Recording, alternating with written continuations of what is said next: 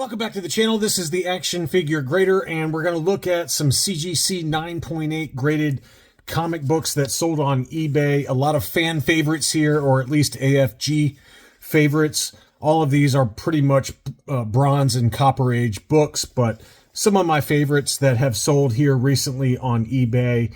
I hope that you guys are all doing well and having a good weekend.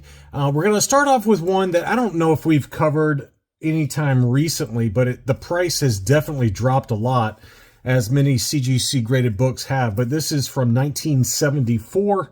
This is Tomb of Dracula number 19.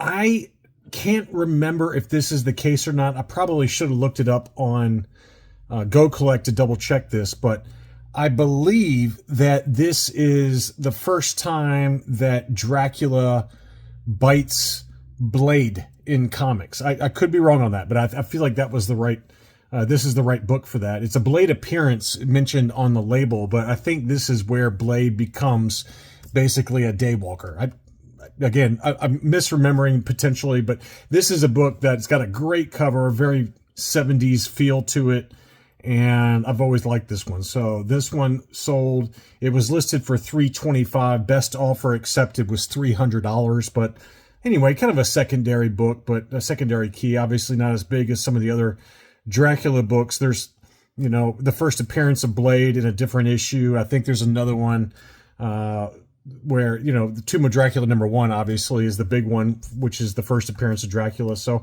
you know, this is kind of a probably the second or third ranking in terms of this series, in terms of importance, but it's just a great cover that I've always loved.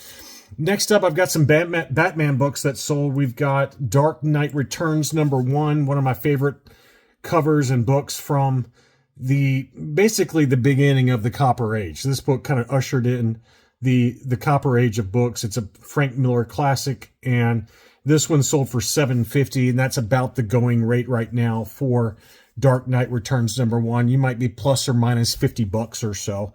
Another big one is Batman Adventures 12. This is from 1993, so maybe a little bit after the Copper Age, but this is the first appearance of Harley Quinn overall in comic books, and this is out of DC continuity, but a classic cover and a big-time book.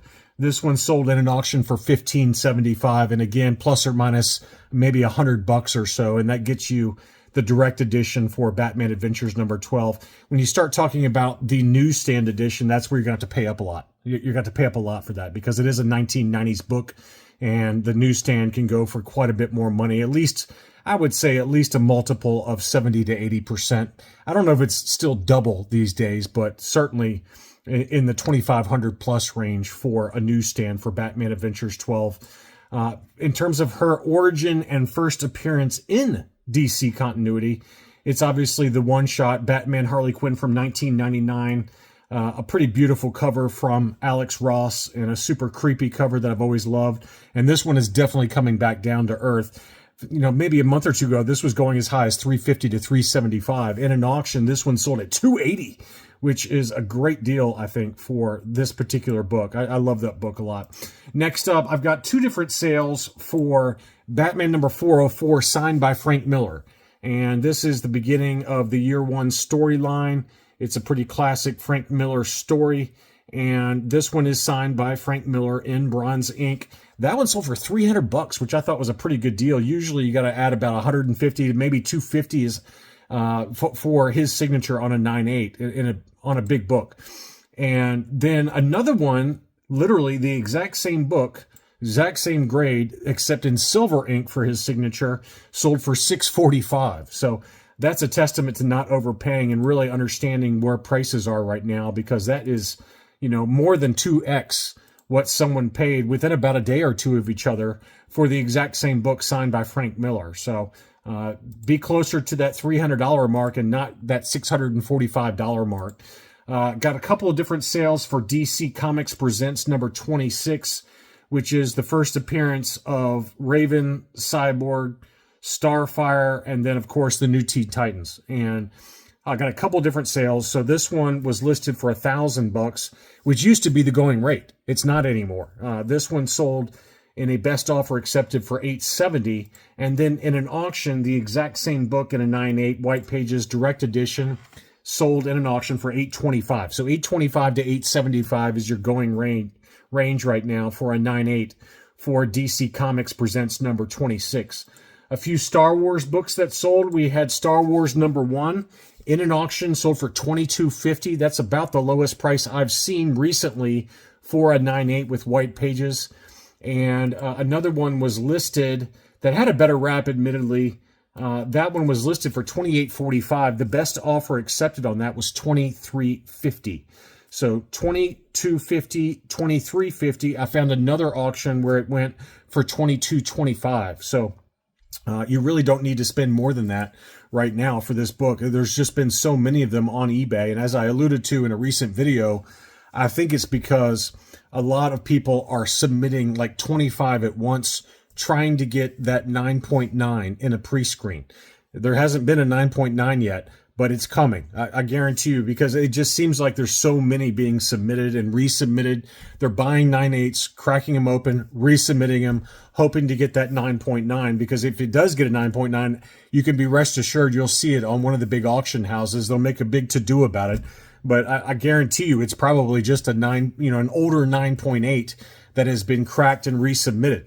So this one was a very clean copy, though, so I could understand paying maybe a little bit more than this one. Although this one was pretty nice. I'm not trying to say it's not. It just didn't have quite the perfect centering or colors that this one appears to have. So, but that ballpark is about right, $22 to $23.50. Heir to the Empire #1. This is the direct edition, $325 in a buy it now. So that book, again, continues to drop. The first appearance of Mara Jade, as well as Jarrus Seaboth, and I don't know how you pronounce his name. And then Grand Admiral Thrawn, of course. Transformers #1. This was a direct edition. That sold for $850. Again, well down from even a few months ago where this was consistently going for $1,000 to $1,100. But like pretty much every big book that has a lot of 9.8s, no one seems to care right now about them. For the Bronze and Copper Age, they've really come back down to earth. Same for G.I. Joe #1 in a direct edition. That one sold in an auction for $680. I mean, I know that we've just seen some sell for $875 or so. So right now is a pretty good time to pick up some of these keys that have a lot of 9.8s that are consistently on eBay, either in buy it nows, make an offer, or option, or in an auction, because they've really come back down a lot. Next up, this was a big one. This was Punisher #1 in a newsstand edition. That's one I would love to have in a newsstand edition. That was a beautiful looking book and sold for $1172, which is about a little over 2x what the direct edition goes for in a 9.8. So you're going to be paying a pretty big multiple for, or a big premium for, Punisher Limited Series #1 in a newsstand. It's not one that pops up that regularly on a newsstand versus the direct edition, but it's just a great Mike Zeck cover. I've always loved it. Some ASM books. We had another sale for ASM #300, the origin and first full appearance of Venom. This one was a beautiful copy. I didn't even see it, honestly, but it was listed for a great price at $2,500. That's a really good price for how clean that copy was. It was really nicely centered with good color strike on the cover. That's one I would love to have. Next up, ASM #194, the first appearance of Black Cat. That was the direct edition and sold at an auction for $1775. That's really holding its value pretty well, just given that it's got a black cover and there's not too many being submitted right now. But I think that if we ever see Black Cat in live action, maybe in the next live action Spider-Man movie, I forgot the name of it already, but it's being filmed right now with Tom Holland. If we see Black Cat in that, I can guarantee you're going to see a lot more of these copies on the market, and it'll probably jump a little bit. We'll see.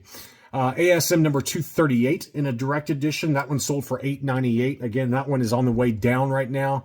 The first appearance of Hobgoblin. Great cover from John Romita Sr. and Jr. It's one I've got in my own collection, albeit I paid quite a bit more for it than this one. $900 though is a good price on that. Another common one, ASM 252 in a direct edition, sold for $981. So again, a lot of these direct edition books from the 1980s and early 90s, they have really flatlined right now. And now's a pretty decent time as any to pick them up. We've got, this was an interesting sale. This was Secret Wars #8 in a direct edition, which, typically goes for $400 to $500 in a 9/8, direct, just a standard blue label. This one was a signature series signed by Mike Zeck and signed by John Beatty, but he also did, John Beatty did a really cool kind of sketch on there. So you got, a sketch of Venom on each side of Spider-Man. I love the way that looks. It's very cool. Now, would I pay the best offer accepted on this of $2,500? No, I would not. For a direct edition, that's crazy. I don't think it's worth that personally, but someone was willing to pay it. They paid $2,500 for this book. I honestly think in an auction, this one doesn't get above maybe $1,200 to $1,300. That's my personal opinion. Now, if it had been a newsstand, that's a different story. That does command a huge premium relative to the direct edition, but $2,500 is a lot. I mean, you're paying for some, original art, and that's really where the value is, but that does seem a little high to me. A couple of Wolverine books to wrap things up. First, we've got a limited series #1, admittedly with off-white to white pages. That's still sold for $525, and then we had a white page example that sold for $500. So don't overpay, right? This is an overpay with off-white to white pages at $525. Whereas this had white pages and the custom label from CGC, which, most people don't care, but I do think it looks really nice with that custom label in this particular book. And you got it for $25 less with better page quality. So just be patient, because this is a very easy to find book in a 9/8. An awesome book. But shout out to my buddy Dom for sending me one of these. I've got one on display on the other side of my TV there. It just looks great. I love that cover so much. And then finally was one I have been looking for. I even have a eBay search set up for this book. Wolverine #2 in a newsstand, CGC 9/8.